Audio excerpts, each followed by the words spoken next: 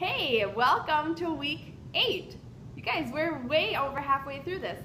So this week we have plank.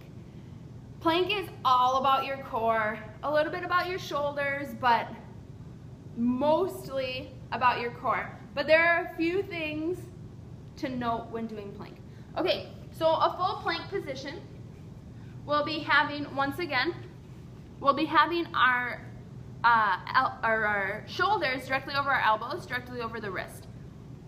Okay, so none of this, that is way too wide. My shoulder is no longer over my wrist to the point that I don't know if you just saw what just happened.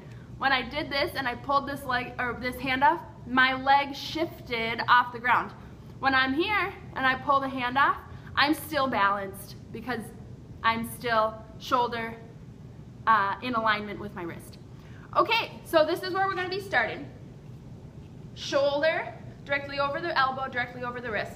We're going to tuck our toes under and extend them back. So here we are in plank.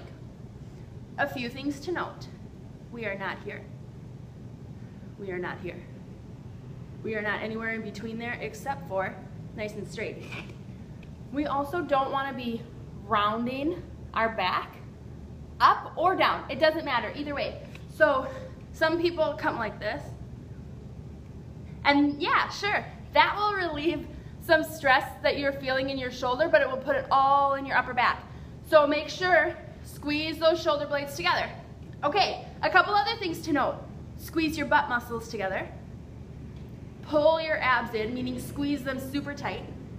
And then as we're here, I want you to think about, as you're tucking your tailbone under just slightly, pulling the abs in, I want you to think about lifting your chest up to the ceiling without rounding your upper back.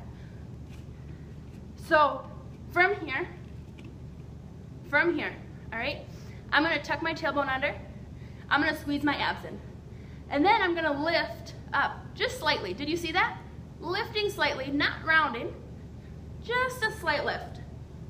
Holding it here.